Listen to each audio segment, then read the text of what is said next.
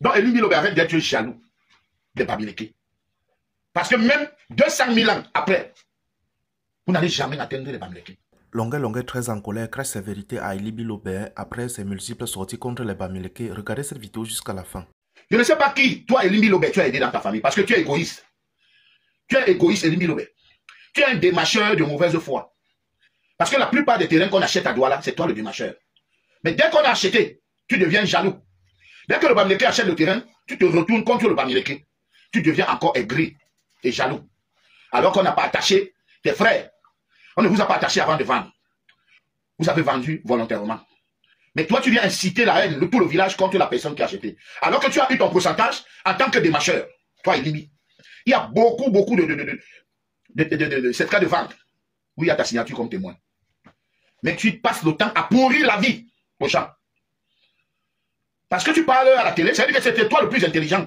Maintenant, comme tu as tissé l'amitié maintenant, avec certains membres du gouvernement, et un peu tu dis mon ami Atananji. Atananji, c'est ton ami depuis quand? Dis que tu peux un peu gratter, tu peux un peu qui te dépend de temps en temps. Quand tu as faim. Et je vais d'abord te dire avant de continuer Elimbi, quand tu vas à Koulouloum, tu achètes des chemises, va chez un tailleur pour qu'il cintre ça à ta taille. Ne porte plus les chemises comme le courbat. Les pantalons, ça dit, fais qu'on cintre tes pantalons, mon frère. Hein? Fais qu'on cintre tes pantalons. Parce que je t'ai vu deux fois je t'ai vu, franchement, j'ai dit, regarde. Donc voilà le déchet qui parle à la télé qu'on appelle Elimbi Lobé. Voilà le déchet. Parce qu'il sait lire la Bible. Si j'avais eu un père comme toi, Elimbi, moi je serais ministre. Si moi j'avais eu un père, si j'avais eu des parents comme tes parents là. Parce que moi j'ai perdu ma mère, j'avais 7 ans. Mon père est parti de Kongjo, de Bandem, pour venir se battre à Douala. La chance ne l'a pas souri. Parce que c'est dur en Afrique. Il n'a pas pu. Il n'a pas pu réussir en tant que tel. Mais il s'est occupé de ses enfants. Nous sommes 5. Même père, même mère, les 5 sont vivants et en santé. Les 5 sont vivants et en santé. Ça veut dire que mon père a réussi. Parce que la réussite sont les enfants. Il n'y a pas d'idiot. Il n'y a pas d'idiot dans notre famille. Beaucoup de familles au Cameroun là, prient d'avoir un enfant comme Longuet. Quand toi tu viens à la télé, avec le salopard de Blaireau Niamey, vous présentez Longuet comme un voyou, comme un raté, ceci, cela, mais beaucoup de familles là au Cameroun, à Bessengue, PK12, prient seulement que Dieu leur envoie un enfant comme Longuet. Parce qu'aujourd'hui, j'ai donné une place à ma famille. En dehors de ma famille, j'ai aidé les Camerounais, vous avez vu. Plus de 20 Camerounais que j'ai lancé le social, que je me lève à 6 heures. Je m'en vais. Oui, comment? T'as là, ceci, c'est là, t'as l'homme. Maman Fotine, Bezouambala. Elles sont tellement nombreuses. Comme ça. Que j'ai dit pas, que j'ai changé leur vie. Mais toi, Elimbi Lobé, tout pour toi, c'est de parler comme tu parles là. Parler là, tout le monde peut parler, mon frère. Tout le monde peut parler. Mais beaucoup n'ont pas le temps. D'aller faire ça, toi, tu as le temps. C'est pour ça que tu crois que tu es le plus intelligent. Mais tu es un idiot. Parce que je t'ai déjà écouté. Tu dis que Longuet a été transféré. Je n'ai jamais bénéficié d'un transfert, s'il te plaît. Je te l'ai dit chez Equasilo. Quand tu buvais ton vin frélaté là. Equasilo, ah quoi, tu étais tout malheureux, tout crasseux. J'ai regardé la chemise que tu portais. Le pantalon, les chaussures que tu avais au pied. J'ai dit, regardez un monsieur qui parle à toute une nation. Hein? Laissons que le président Paul Biya est déjà un peu âgé. Mais tu ne vois pas comment quelqu'un qui dirige un pays, comment il est propre. Mais toi, tu es sale, Elimbi Lobé. Tu es sale. Tu es sale. Bien que tu sois un blanchisseur, tu ne connais pas laver tes habits. Hein, mon frère? Tu ne connais pas laver tes habits? Donc, Elimbi Lobé, je suis en train de te parler de moi. Famille de 5 personnes. J'ai sorti toute ma famille dans la galère. Billy Longuet se produit dans un SINAC le 8 mars. Ça veut dire qu'il s'en sort, il gagne sa vie. Il ne galère pas. Quand tu vois Billy Longuet, quand tu vois le petit frère de Longuet, le dernier, il ne souffre pas. Personne ne souffre dans ma famille, grâce à moi. Je suis sûr que dans ta famille, il y a encore la souffrance, la vraie galère. Où ta soeur vend le beignet haricot, où elle ne peut pas la nourriture pour vendre quelque part. Ça, c'est la débrouillardise. Parce qu'habituellement, toutes les boutiques qu'il y a à Paris dans il y a toujours un couloir où on passe. Et tu dois mettre les pieds sur le caillou. Tu rates le caillou, ton pied tombe ancré dans la boue. C'est-à-dire la boue t'arrive ici. Voilà tout ce que tes soeurs peuvent faire, Elimbi Lobé. Il y a de quoi être jaloux. Donc moi, je viens en Europe avec toute ma famille. Je fais venir 17 Camerounais. Après, je fais venir les célèbres, les gens que tu connais, Fingon, Etagne. C'est moi qui les fais venir en Europe. En 2008. 2008. Je viens avec 17 Camerounais en 2002. Après, Elimbi Lobé, tu me rappelles un monsieur où c'était le clash qu'il faisait, où il voulait faire la conclave avec moi. Il me dit, Longuet, c'est qui? Si on dit que Longuet, tu as fait quoi pour ton pays, tu as dit quoi? Après, il a dit que lui, si on lui demande ce qu'il a fait pour son pays, il va dire qu'il a défendu son pays avec la matière. Il a dit, Je vais se rappeler de ça un an après. Il dit que, il dit le type là, il est parano ou il est comment même. Que si on lui demande que, mais, qu'est-ce qu'il a fait pour son pays? Il va dire qu'il a défendu son pays avec la machette. Pendant que nous, on fait venir les Camerounais. Allez voir au Cameroun comment les gens se battent pour venir en Amérique. Les gens vont traverser l'eau. Nous, on a pris les gens, on leur a donné les visas. Comme bon, toi, tu es mon musicien, toi, tu es mon guitariste, toi, tu es le batteur, toi, tu es le pianiste. Venez, on va. Je m'en vais à l'ambassade avec le dossier. Tac. Ambassade de Suisse. Non, les visas. Les gars sont là. L'autre est allé témoigner chez Julie l'autre jour. Que oui, que c'est, je suis venu en Europe en 2002. Derrière Longuet. Beaucoup sont là, mais ils sont cachés. Ils sont cachés. Vous savez, l'être humain est ingrat. Oui. L'être humain est ingrat. Ils sont là, ils sont cachés. Donc, Elimbi Lobé, toi, tu as déjà fait quoi pour le Cameroun? Dans mon domaine, la musique, dans mon domaine, écoute-moi. Parce que chacun doit avoir un domaine. Je n'ai pas cumulé les formations, non. Mon domaine, c'est la musique. Avant d'être Longuet, j'étais d'abord 4 fois champion de tous les concours. Concours Satsambro, concours Jaika, concours Club Koti, concours Music Star. 4 fois, 4 concours avant de sortir à l'Afrique.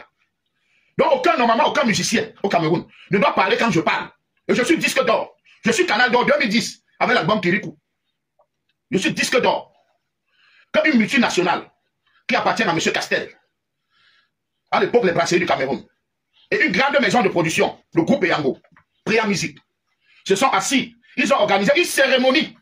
Je parle bien, je pèse bien mes mots. Cérémonie de remise du disque d'or. Vous savez combien prend une cérémonie? C'est-à-dire mobiliser les hôtesses, les cadres, tout un orchestre, les musiciens, les consommateurs. C'est au moins un investissement, au moins, pas moins de 60 millions. Et maintenant, on remet donc à un individu le disque d'or. Donc on a organisé, regarde seulement le 7 août, non le 7 février, l'événement que le gourou a organisé ici à Paris. Le gourou, son budget pour l'organisation était à près de 100 000 euros. 100 000 euros. Quand il compte les dépenses, moi, mon cachet à ce spectacle, c'était 6 000 euros qu'il m'a payé. Et s'il te plaît, m'a faroté 5 500 euros. Celle-là qui avait dit, celle-là qui est procureur, juge, qui avait dit que allez là-bas, même, et donnez rien à Longuet. Il faut qu'elle sache qu'on m'a bien faroté. Oui, le président m'a donné 400 euros comme ça, deux billets de 200. Vous comprenez? Donc, Elimbi Lobé, tu es un déchet. Tu es un déchet. Ernest Ouandji était enseignant. Il était président de l'UPC. Toi, tu allais au SDF, on t'a chassé. On t'a chassé avec les goudins que dégage. Depuis là, tu n'as plus milité dans un parti. Aucun parti politique ne te veut. Maintenant, ton problème, c'est que comment un Bamileke vient être sénateur à Douala? Mon frère, toi-même, tu ne vois pas que les Douala laissent leur frère Douala pour voter un Bamileke. Parce que le Bamileke est généreux. Le Bamileke est sociable. Tes frères Douala sont égoïstes. Les Douala ne veulent pas tes frères. Tout à Moussa, on vient, il est sénateur, il est député. Devant tes frères, dans tes villages Douala. Et je te jure, si tous les députés de l'USAS décident de venir se présenter à Douala, ils vont prendre tous les sièges. Ils vont prendre tous les sièges parce que vos frères même savent que vous êtes malhonnêtes. Vos frères savent que vous êtes malhonnêtes. Maintenant, toi, tu deviens jaloux alors qu'ils sont passés à l'élection. Hein?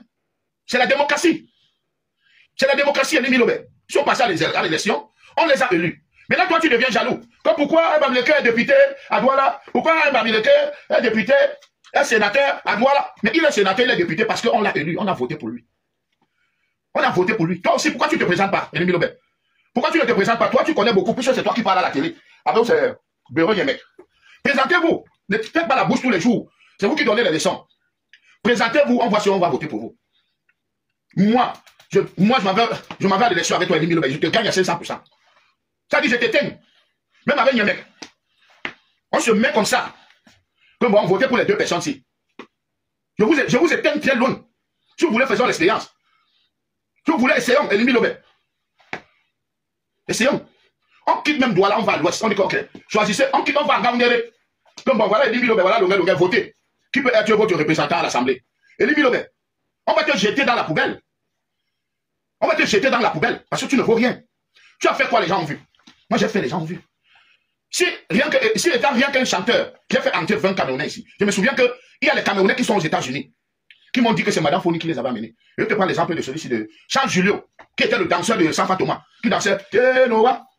Il est policier américain, un Camerounais, un ancien danseur. Il est policier aux États-Unis. Mais c'est Madame Foni qui l'avait amené là-bas. Ils sont tellement nombreux. Comme ça, si moi, en tant que chanteur, j'ai fait entrer 20 Camerounais, si demain je suis député, Je vais faire entrer la moitié du Cameroun en Europe. Oui, je vais faire entrer la moitié du Cameroun en Europe. Mais toi, Elimbi Lobé, quels sont tes projets même? Dis donc, je dis, le monsieur, s'il me fatigue. Quels sont tes projets, Elimbi Lobé? Dis-moi, dis donc. Tes projets, c'est de bavarder comme tu bavardes là. Et ben, maintenant, tu es même déjà prestataire au port, c'est ce qu'on m'a dit, parce que tu étais blanchisseur.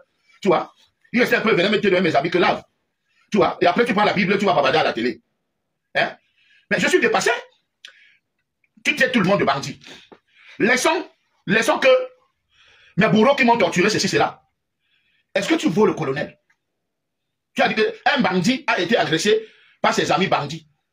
Parlons vrai. Toi, Elimbi Lobé, tu vaux qui parmi les gens là qui m'ont agressé? Tu vaux qui parmi les gens qui m'ont agressé? Je ne veux pas appeler les noms parce que les gens qui ne comprennent rien ne vont pas comprendre le sens de la discussion. Je suis là, en train de prendre un exemple. C'est-à-dire le monsieur qui vient appeler tout le monde bandit. Tu achètes le terrain, tu as ton titre foncier. Demain, il vient dire que tu es un envahisseur, tu es un bandit. Alors que tu as acheté, quand il a acheté, est-ce qu'il avait attaché tes frères? Non. Et la plupart des terrains, c'est toi le démarcheur.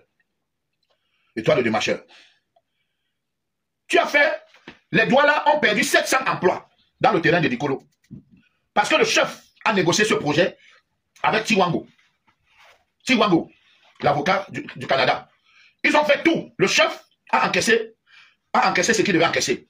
Le chef a signé les accords que bon, on va construire l'hôtel là-bas. Et il a l'obligation d'embaucher d'abord 700 Douala. Tu es venu, vous avez gâté le projet. Tu as gâté le projet parce que tu es aigri, Elimbi Lobé. Voilà le terrain que la légende Toto Guillaume a acheté il y a 37 ans. À la chefferie. Même incapable d'aller faire un dossier technique. Incapable. Il est venu rester en France. Maintenant, un Camerounais normal est allé, il a acheté, il a sorti son titre foncier. Il veut maintenant construire. Elimbi Lobé sort avec sa bande pour dire qu'on va voir comment il va construire là-bas. Il va construire parce qu'on ne vend pas le terrain à la chefferie. La chefferie ne vend pas le terrain. Le terrain se vend chez le notaire. Et c'est le cadastre, c'est au cadastre qu'on donne les papiers, c'est au domaine. Donc, vous qui avez les maisons là depuis 60 ans, vous dites que c'est ma maison, ce n'est pas votre maison. Hein. Faites les papiers. Je vous ai dit, j'ai 2 titres fonciers à quoi? J'ai 2 titres fonciers. Moi-même, j'ai eu le même problème. J'avais un terrain à l'Opom. Avant d'aller à mon jugement en 2010 ici, je suis allé, j'ai sorti le dossier technique au cadastre. Il y a un monsieur qui est resté derrière vendre mon terrain. Monsieur Mbonji Guillaume. Il est en Dobon. Il allait vendre mon terrain à l'Opom. Il a vendu le terrain à un Camerounais qui vivait au Congo à 24 millions. Et c'est le démarcheur qui a joué tout le jeu là, tout le jeu de malhonnêteté, qui disait non, le terrain est bon, on prend, comme Elimbi Lobé fait. Le terrain d'Elimbi Lobé, c'est le démarcheur. Regardez la vie de quelqu'un qui parle au Camerounais. Donc, le gars a acheté mon terrain à l'Opom 24 millions. Moi, je suis dans les problèmes en France. J'ai dit à mon petit, va un peu regarder le terrain là. Si ça ne va pas, je te fais une procuration. Tu vends ce terrain. Il a vu, mais il y a la barrière, il y a le Maguida dedans, il ne peut plus entrer. Il dit que comment ça mon terrain? Et j'ai même déjà construit la maison, c'est ça. J'ai construit la maison, mais je n'ai pas encore tollé. Fondation, un duplex. Il dit qu'il ne peut plus entrer. Donc, quand je sors donc, je m'en vais donc, je dis que ok, je m'en vais voir vraiment si c'est vrai. Quand je m'en vais là-bas, les Maguida me disent que je ne peux pas entrer. J'ai donc cherché donc le monsieur qui a acheté. Moi aussi, idiot de mon état, j'ai le dossier technique. Mais je ne sais pas que mais, le terrain m'appartient. Donc, il n'y a pas l'acheteur qui est au Congo, je lui dis s'il te plaît. Bon, tu as acheté le terrain, mais il y avait une maison sur ça. Et c'est Fondation Duplex. Donne-moi 10 millions. Comme ça, tu restes avec la maison là. Il me dit, oh, vraiment, vous êtes un homme de paix, vraiment. Ok, laissez-moi appeler mon vendeur et je vous reviens. Quand il appelle son vendeur dit que, mouf, tu as traité quelque chose avec lui. Envoie le chier. Sauf que l'acheteur a déjà fait les tours au cadastre pour qu'on lui fasse le dossier technique. Les gens du cadastre lui disent que, mon frère, il y a le nom de quelqu'un là. On ne peut plus rien faire. Il dit qu'il a 4 millions. Les gars disent que, non, on a nos collègues en prison ou des choses comme ça. Donc on ne peut pas toucher ça. Papa, le gars a proposé les 5 millions, rien. Moi, je suis quitté, je suis allé en Côte d'Ivoire. Après, j'ai connu une fille là, qui me dit qu'elle a son anniversaire, il faut que je sois là tout plus. Je rentre dans l'urgence. Quand je rentre, je m'en vais. Vous ne pouvez pas savoir. Je m'en vais. J'arrive, je trouve un monsieur qui est couché sur les pieds de la fille. Mais, on me dit que c'est le procureur général de Bonando. Je me transforme directement en cousin. Je dis que non, je suis le cousin de la fille. Après, le procureur me dit que mais Longuet, tu es mon frère. Ma mère, il y a pas si. Il dit, ah bon? Oh, je dis que mon procureur, j'ai un problème là. J'ai mon terrain, mais on a vendu mon terrain à quelqu'un. Voilà, il me dit que tu as quel document? Je dis que j'ai le dossier technique. Il me dit, tu es sûr? Je dis oui. Tu es sûr que tu as le dossier technique? Je dis oui. Il me dit, laisse-les construire lui-même. Là, j'ai conçu l'immeuble sur le terrain. J'ai dit, mais comment ça? Il me dit, cherche un bon avocat, tu viens me voir demain au bureau. C'est comme ça que je quitte. Je m'en vais voir mon avocat, qui est l'ami, qui est le frère de mon collègue et grand frère, lui, de Koum. Maître Koum Constant, qui avait déjà pris, pour ouverture de dossier 100 000.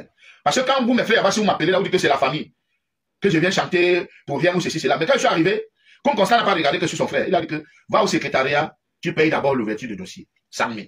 J'ai payé. Et puis il dit que, ok, maintenant, on peut maintenant parler. Voilà. Parce que quand vous venez souvent, vous dites, ah non, tu es notre frère, ceci, cela, tout ça.